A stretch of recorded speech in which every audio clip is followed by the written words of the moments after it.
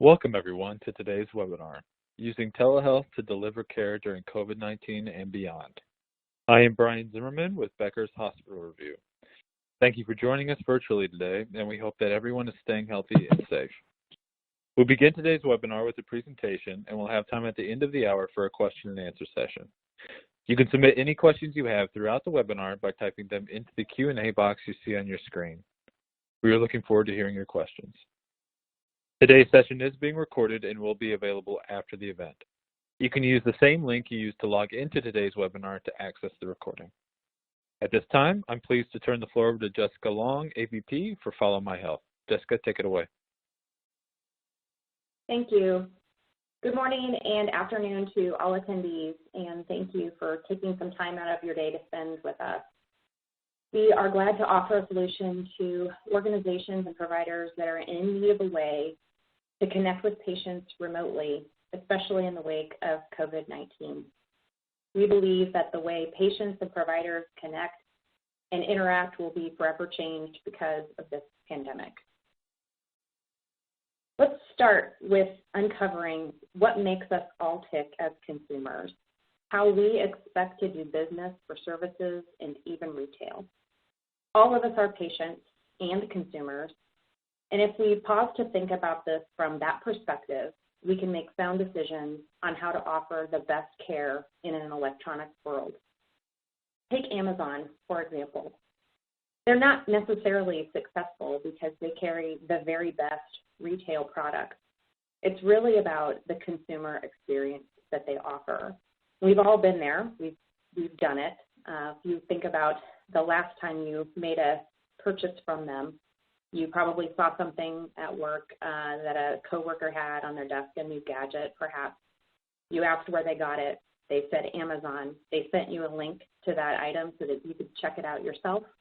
You took a look at the ratings and reviews. You felt really good about buying that item before you even had the chance to look at it, touch it, or even feel it. You ordered it with one click, and it was on your doorstep in a day or two. If you loved it, you told the world about it with your own review because the consumer opinion is very important. And if you didn't like it, you started the customer service process through that same experience. It's very easy, and it's end to end. Over the last 10 years or so, Follow My Health has always positioned itself as a unique offering in a new space. Originally with a patient portal plus a personal health record plus a patient HIE equaling the universal health record. Next, adding components like home monitoring using Bluetooth and wireless devices, and then telehealth.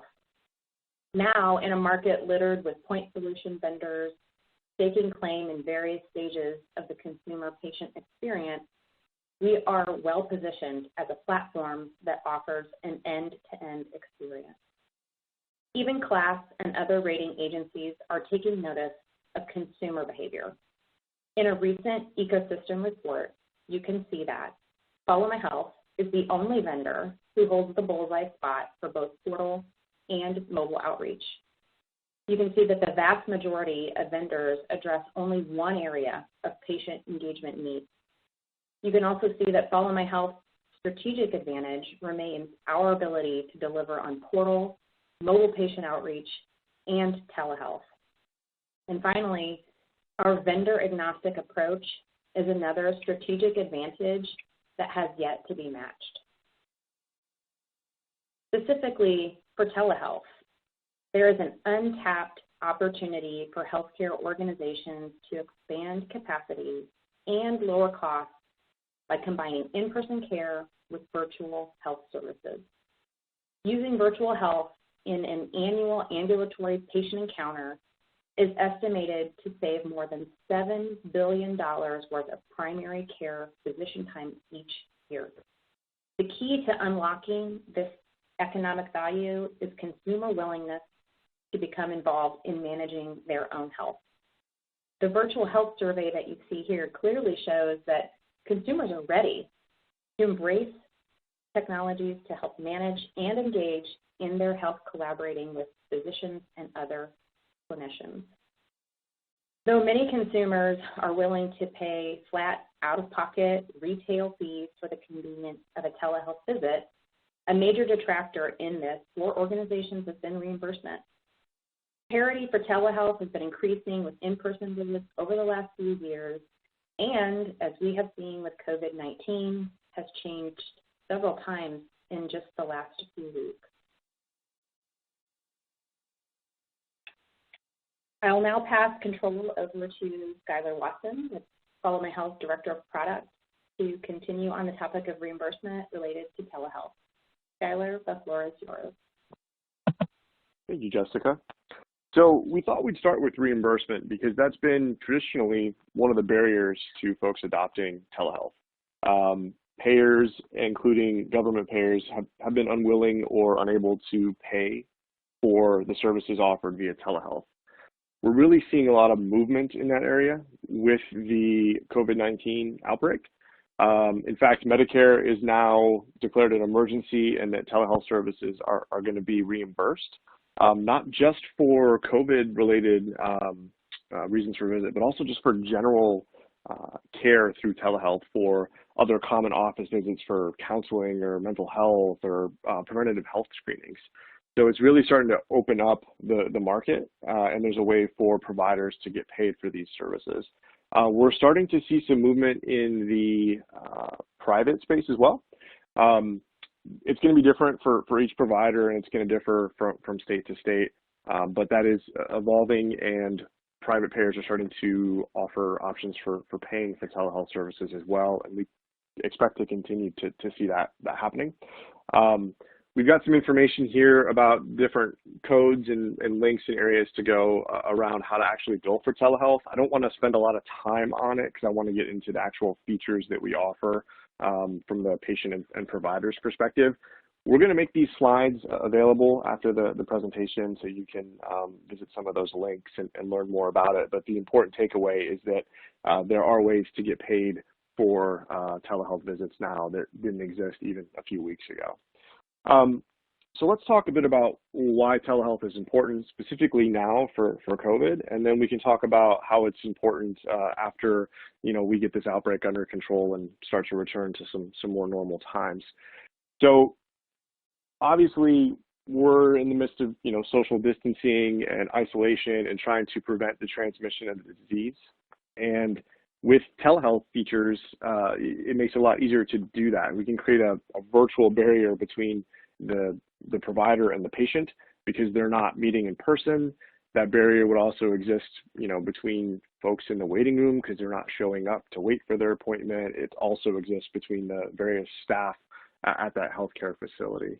So it makes it really easy for us to provide safe access to care, specifically for dealing with the coronavirus outbreak, as well as dealing for other just normal preventative screenings and follow-up visits to keep folks that maybe are have underlying health conditions or just in general away from potential exposure to the disease. So in terms of where we see this going long term, there's a lot of benefits that I think people are going to realize during the outbreak. They're going to notice that it's going to help reduce wait times for urgent care. It's going to cut down on no-shows.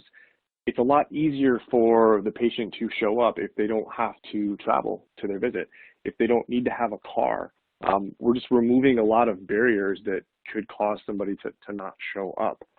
There should be increases in operational efficiency, and people will have the data to see that unfold because they're adopting telehealth to deal with the COVID-19 outbreak. There's also a lot of unpaid phone calls and secure messages that are happening where patients are reaching out to their provider and they're getting medical care, but they're not actually being billed for it. And telehealth will provide an opportunity for you to convert those visits basically into something that you can get reimbursed for. And of course, if it's easier for the patient to show up and easier for the provider to meet with them, it's a lot easier for the patient to be engaged and follow through on their care, which will help improve outcomes. So I want to jump into the features that we have on the platform today. As Jessica mentioned, we are EHR agnostic. So the patient will have a Follow My Health account, and they can be connected to various different healthcare organizations where they receive that care. Through that connection, they're able to access our telehealth features. And we've got 3 different flavors today. The first one we're going to hit on is email visits. So this is basically the organization creating a customized form based on a particular chief complaint. That could be, potential coronavirus exposure, or it could be just general sinus infection or follow-up for diabetes.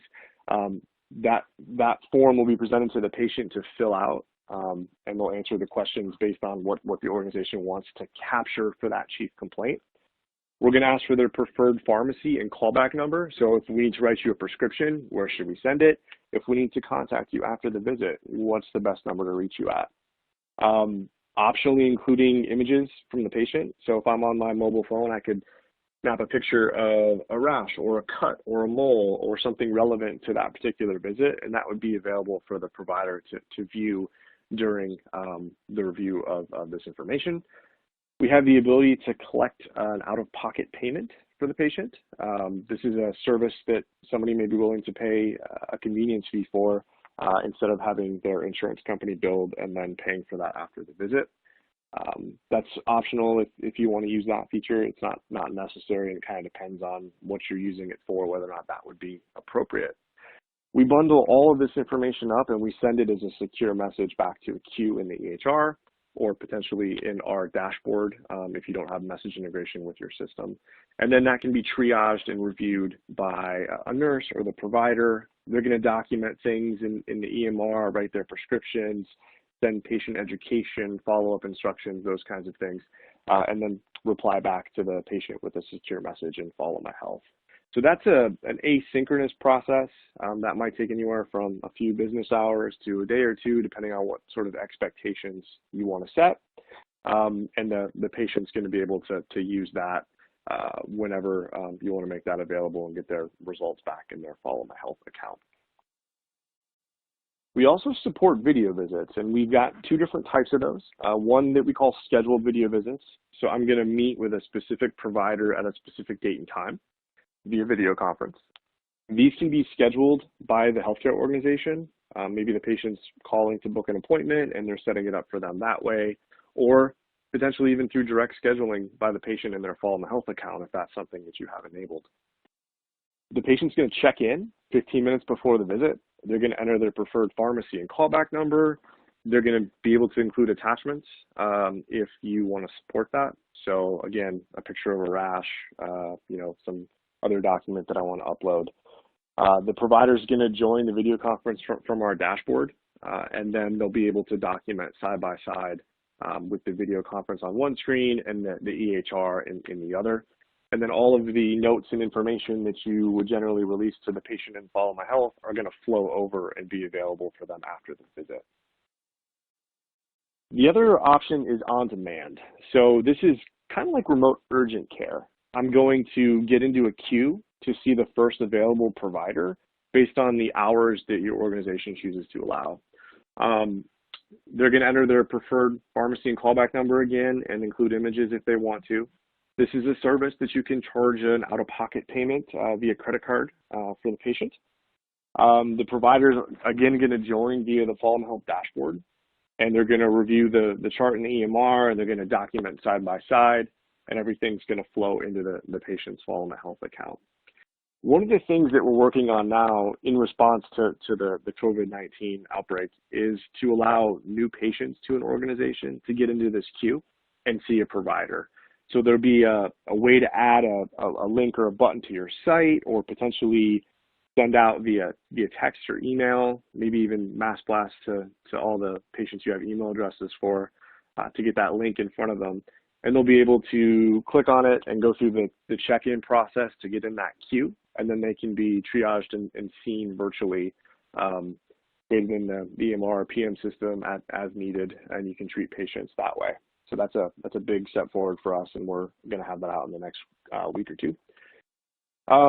I've got some screenshots that I want to run through that show a demo of what this looks like for a scheduled video visit on the patient's mobile device. So As you can imagine, I've got an upcoming visit that's starting in 15 minutes.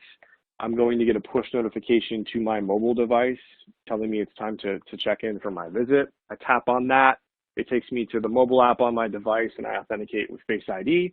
So I'm in, and then I can see right away that there is a banner saying check in for your video visit. So I tap on that, and it's going to walk me through that process. I can snap a picture if I want to add an attachment, or grab a picture already on my device, and then enter my preferred phone number and my preferred pharmacy. Now it's going to pre-populate this with data from my Follow My Health account already, but I can change it if I want to. Once I have all that in place, I submit, and I'm in the virtual waiting room. I'm basically just waiting until the provider or the nurse or front desk is ready to actually join the visit and virtually room me. I could stay on this screen, or maybe I'll open up my email app and deal with a few work emails, or I'll play a game on my phone. We're going to send you another push notification when the provider is ready to actually see you. So I can tap on that, go back into my Follow My Health account, and then I have to agree to share my actual video and my camera and audio on my phone. Once I do that, I'm in the virtual waiting room waiting for the visit to start. And then once the provider initiates video conference, I'll be able to see them. They'll be able to see me. We can have our visit. It's going to work a lot like FaceTime. Of course, we are doing this in a secure fashion. It's HIPAA compliant. The patient has to authenticate with their account, and the provider is accessing it either from the EMR or the dashboard, depending on your integration. They're documenting stuff in the EHR, and then when it's all said and done, the visit's ended. I get a notification it's ended, and I'll get all my summary documents back into my Follow My Health account. So just to kind of give you a taste of what that looks like on the patient side. There's also a lot of other functionality that we have in Follow My Health that you can leverage to help deal with the COVID-19 crisis. A lot of it has to do with getting information to the patients in terms of education, helping them understand what you want them to do if they have symptoms or they think they've been exposed, more information about how to prevent getting the virus and things to do like washing your hands or social distancing, providing that type of education. And there's lots of ways you can get that in front of the patient. We could do that as part of the appointment instructions. Maybe there's a COVID-19 hotline that you've set up. And you might want to tell people before they come in for their office visit that they should, call that number if they've got symptoms or been exposed to somebody that is known to have it before they come into the office. You can do the same type of thing through appointment reminders or even the invite to join Follow My Health. We've also created a pre-appointment screening form that's going to ask questions about symptoms and exposure and travel. And depending on how those questions are answered, we can give different instructions to the patient. If everything checks out and they look good, okay, great. We'll see you tomorrow. Come in for your appointment. But if they've, got symptoms or they've been exposed to somebody with coronavirus, we want to transition them into a video visit. We don't want them to come in and expose people in the waiting room or people at the office to potential coronavirus. So we can prompt them to do that and leverage those features. And then we have other tools around bulletins to get just general information to your patients securely through Follow My Health. So you could provide, links to other sites or specific instructions on new features and when and how to use them in order to help deal with coronavirus. We've also got an expedited implementation package that we've built out so we can get somebody live within a matter of days. It's actually pretty simple for us to turn it on and enable all of this. I mean, it's just a few check boxes if you're already using the platform. It is the kind of thing that does have some configuration to it. We've got recommendations on how to configure the system so you can get up and live quickly, specifically to deal with the coronavirus stuff. And then we can come back in a few weeks or a few months when things settle out and you have more time to finish implementing it for your other workflows for the other conditions that you want to support with it. All right, so I am going to pass it back over to Jessica to finish this out. Thanks, Skylar. I'd like to quickly just share one of the recent client success stories that we have from this last week. This comes from a client that quickly implemented the Follow My Health video visit solution as a way to screen for COVID-19 symptoms, as Skylar just kind of covered. In the first few days of deployment, they saw 155 scheduled visits happen and are continuing a growth trajectory that has helped them maintain great patient care while sustaining revenue associated with those visits. It's part of their business continuity plan, and by the way, this is in an area of the country that is under a shelter-in-place order. Some of the team there has been exposed to the virus and are seeing patients while in quarantine.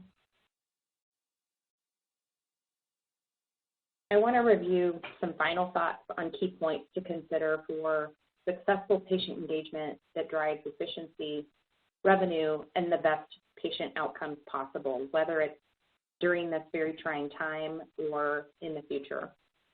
Number one, it's about a complete care experience, end to end. Make it easy. Think about your Amazon experience. Number two, it's mobile first. Catch patients on the device they touch hundreds of times per day. Ask for action in a way that doesn't get ignored through text. And number three, take that unified experience and expand your outreach to patients that promotes a collaborative environment with their care team. I hope that today's webinar has prompted some thoughts not only about how to get through the weeks to come, but also how to be part of the long-term change in healthcare that is sure to stay with telehealth. And consumerism is here, even in healthcare. Thank you. We will now open the floor to questions that have come in through the queue. Thank you so much, Jessica and Skylar, for that insightful presentation. And we will now begin today's question and answer session. So please submit any questions you have by typing them into the Q&A box you see on your dashboard, and we'll get through as many as we can here. We've had a bunch of great questions come in already, and so the first one I'll take, just pulling up just now. So the first question we'll ask is, this attendee wants to know, how is consent obtained for telehealth encounter? That's a great question.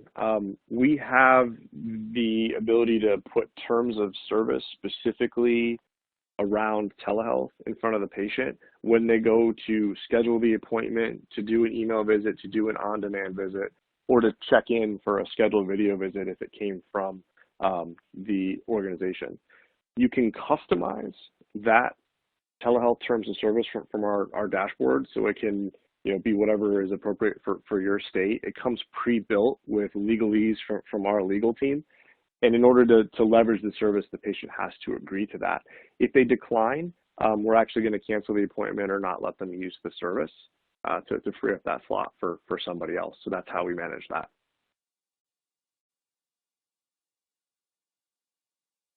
Great, thanks for offering some clarity there. And the next question we'll take sort of builds on that. So can other parties with the patient's consent, such as the patient's nurse case manager, also be part of the virtual visits? Yes, that is available from the dashboard. You can have any number of people join on that side. On the patient side, we have something that we call authorized individuals. So I could, for example, give my wife access to my Follow My Health account. She would have her own login, but she'd be able to view my records and potentially even do things on my behalf, like schedule appointments or pay bills, if that's something I wanted to allow her the ability to do.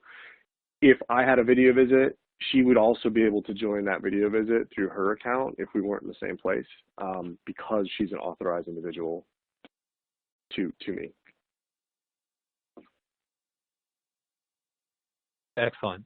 And so the next question pertains to email visits.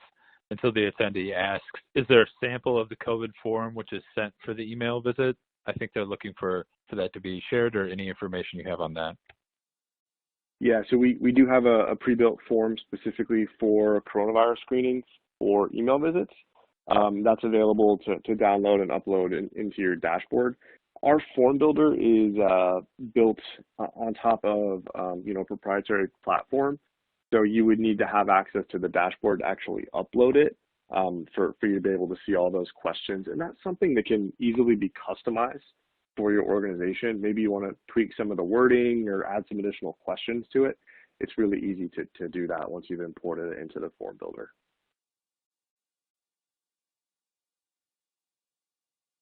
Great. And so the next section, the next question we'll take, I think it's an important one. So the attendee asks, what is the solution for people who do not have access to technology, i.e. smartphones, computers, internet, or for older patients who may not be tech savvy enough to use telehealth? So we do make this available from mobile devices as well as from a full browser on like a laptop or a computer. So depending on what devices somebody has available, they have different options. We just happen to show screenshots of what it looks like from a mobile device. If somebody doesn't have the capacity to join a video conference because they don't have a device with the speakers and camera and microphone and everything that you need, this solution's not gonna work for them. They're gonna have to use something with the telephone. There's not really a way to do a virtual visit if you don't have the proper devices and internet access to make that connection possible. Thanks for tackling that. And so the next question I'll ask is, the attendee wonders, do patients have to be already connected to Follow My Health to use this? So yes and no. Right now, you do have to be connected to Follow My Health to use it. You have to be connected to the organization to get into the on-demand queue or to schedule a video visit. The piece that I mentioned that's coming in the next week or two will allow new patients to join the video conference and get into the on-demand queue, whether they are brand new to your organization entirely, or maybe they're an existing patient that doesn't have a Follow My Health account yet, or they could even be somebody that does have a Follow My Health account and they just joined from your website. All of that will be allowed, and you won't even necessarily need to be using Follow My Health as your patient portal to use that feature. All the dashboard flow, the provider flow is done from the dashboard, and the patient stuff would all be done in a mobile browser and in the app, but it doesn't require them to have a Follow My Health account or be connected to your organization. Thanks for pointing all that out. The next question I have here is, does this integrate with any EHR? So the integration is going to depend on the EMR and PM system that you're using. We've got various different levels of integration. It just depends on the system that you have. Some EMRs provide APIs or direct database access that we're able to leverage, and it just sort of depends on how open that system is. Again, the on-demand video visit flow for new patients doesn't technically have any direct integration with the EMR, so that will work regardless of what EMR you're using. Excellent. We've had some great engagement here, more questions rolling in. The next one I'll ask is there a space to obtain primary care physician information in the event that the telehealth visit is done by a provider other than who may be managing them long-term, i.e. like an urgent care provider? So one of the things that we didn't really cover is that you would be providing the doctors and nurses who would be staffing the urgent care queue, the Follow My Health visit functionality. And those folks would be documenting in your EMR in the same way that you would do for a regular visit. So if you have a new patient that's joining the on-demand queue that you've never seen before, they're likely to be onboarded first by front desk registration staff. They're going to see if they exist in the system. If not, they're going to get them created, and then the provider, when they do see them, would be documenting on an encounter on their record. And that encounter would be visible to everybody else that has access to your EMR that should be able to see it. So there's no other system that people are documenting in that you then have to try and reconcile. And that's one of the things that makes the solution super easy to implement and powerful, because the providers are doing everything in their normal flow, just like the patient is there in person. They just happen to be having a video conference on the other monitor with them and documenting in the EMR like they normally would. Great, thanks for pointing those important points out. And so the next question I have is, do you offer utilization reports? For example, number of scheduled versus open access type of visits? Yeah, you can pull those reports from our dashboard, and you can see how things are being utilized for on-demand versus scheduled visits.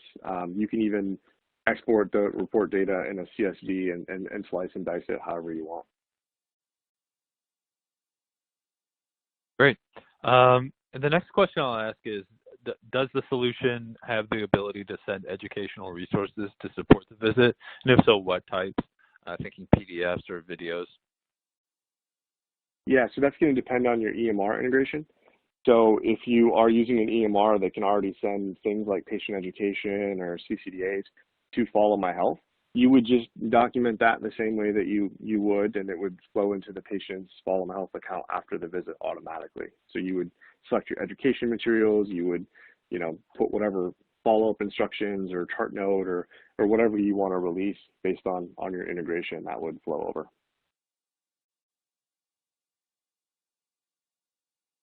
Excellent. And so the next question is sort of more provider focused. So what kind of device does the provider need to use for video visits?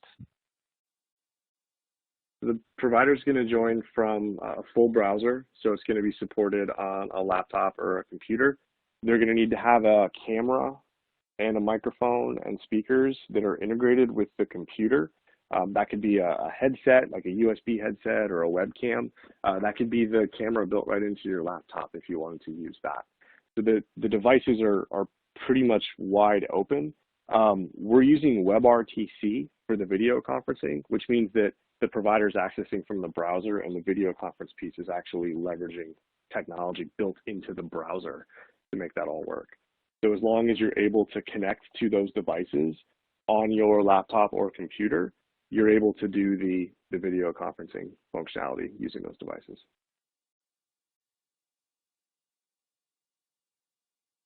Great, thank you so much. And we've got a couple more questions we'll tackle here.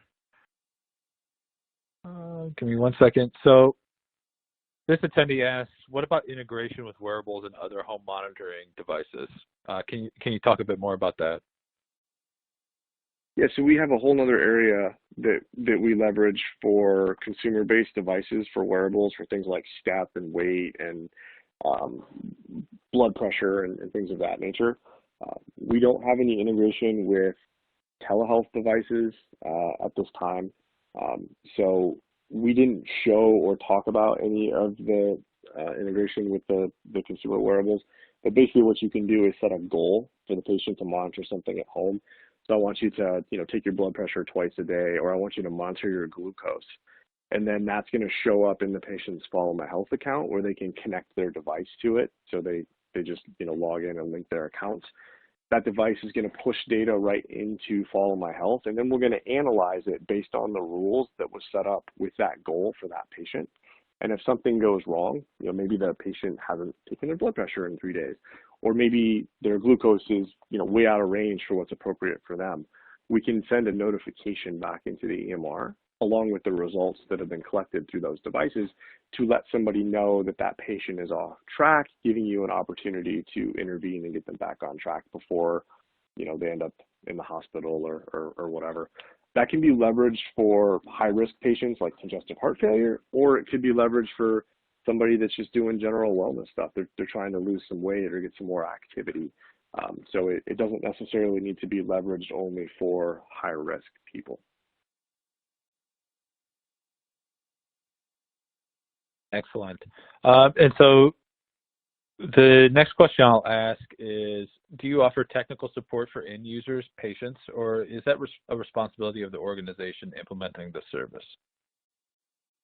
We do both. We recommend that you actually leverage our level 1 patient support There's some additional fees associated with using that service, but we have staff that is trained on how to use Follow My Health, and they're very used to taking calls from patients and walking them through technical issues, issues signing in, forgetting usernames, that kind of stuff. We can do that. Or if you wanted to support that on your own, that's available as well, but we definitely recommend that you leverage our level 1 support. It's just a whole lot easier because you don't have to necessarily have trained staff that's on top of all the new features and all the new things that we're doing with Follow My Health. You don't need to really even worry about that. Our level 1 support folks know all that and can handle that for you. Great. And so the next question I have is, how quickly can you set up video conferencing? So if you already got Follow My Health installed, it's basically a checkbox. You need to set your office hours. There's some licensing that we turn on. We can do it in about 10 hours of remote training to get you set up and configured to manage the coronavirus stuff with that expedited implementation that I mentioned. The setup on our side is really, really, really easy. It's literally just deciding who's going to man the on-demand queue, what hours you want to offer it, what visits do you want to support video visits with, what appointment types do you want to support. It's all the decisions about how you want to operationalize it at your organization that take time. It's not the technology or the setup. Thank you so much, and thanks for tackling all these. We've had some more roll in, so we got a couple more to go here. And so the attendee asks, who does the telehealth medical billing, the physician or the telehealth service company? Okay, so great question. One of the things that I want to reiterate on is the Follow My Health telehealth solution is going to leverage your providers for the video conference. So the patient is going to meet with their regular provider or somebody else on your staff in the case of on-demand visits. That's great because it maintains that relationship between their normal provider and the patient, as opposed to basically farming them out to somebody else. When you are doing the visit, you're going to document things in the EMR the same way that you normally do, and you can trigger charges for the specific telehealth codes and bill the same way that you would for an in-office visit. You also have the capacity to capture some of those out-of-pocket payments up front, leveraging the functionality we have in Follow My Health to take a patient's credit card in order to include that out-of-pocket payment up front before they use the service. Thanks for pointing those out, those distinctions out there. The next question I will ask is, so if we are currently an Allscripts PM client, how does this tool integrate with the billing components offered in PM? I think you touched on this a little bit, but I'm wondering if you can discuss it a little bit more. Yeah, so you're going to drop charges from your encounter. Those are going to flow into Allscripts PM, and then you're going to process your claims and your billing the way that you normally would. That's something that you may be billing the patient's insurance company for, you may be billing Medicare for it, or you might just be billing the patient after the fact via self-pay if the patient doesn't have insurance or their insurance doesn't cover the visit. If you wanted to do the upfront billing, you would capture that information through the email or the video visit report. We capture all those transactions, and then you would be able to reconcile that back in your PM system for the charges that you're capturing from the patient upfront. Thank you so much for going over that again. Appreciate it. And so the next question I have here is, how do you suggest to get physician buy-in around telehealth, as some are more hesitant to suggest this option to their patient? Yeah, so that's an interesting question. I think we've seen a lot less of a reluctance right now with the current crisis, because everybody understands that we need to try and keep people separate where we can and leverage technology to prevent the coronavirus from spreading. That's probably one that we could maybe take offline if you wanted to follow up with us and talk through your specific situation and what you're trying to use it for.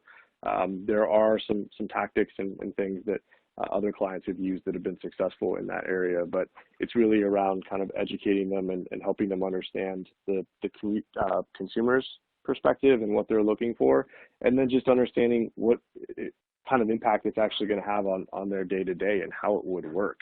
A lot of people are nervous about trying it just because it's new. I have to learn a new technology. I have to do something differently. But at the end of the day, once you have that set up and you're doing the visit, I mean, you're sitting in your office in front of your computer instead of walking into the exam room to meet with the patient. You do all the same stuff you do. You just are connecting via a video conference. So the technology kind of melts into the background once you have it set up and you get used to it. Thank you, and thank you for tackling all those questions. It's certainly a good time for virtual care. It's a necessary tool we need. And with that, I'd just like to invite Skylar, Jessica, any final thoughts you'd like to share today?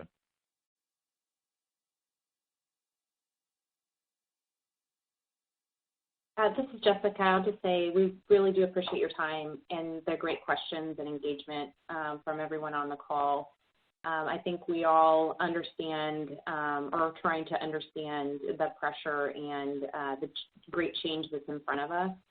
And we're trying to manage that and offer help and solution wherever we can to connect providers with patients in a safe way. And we feel strongly that this will be something that is carried into the future of healthcare, that will be kind of the new face of how we do business. And so we're here to support, answer questions if any further come up. Yeah, I'll just second everything she said. Those were great questions, very insightful, and we do appreciate your time and all the questions that you asked. Well, thank you, Skylar and Jessica. Appreciate you being here today and tackling all those questions, Skylar, and all that excellent information you shared. And I want to thank Allscripts as well for sponsoring today's webinar. Everyone enjoy the rest of your day, and thank you for being here. We look forward to having you join us for future webinars.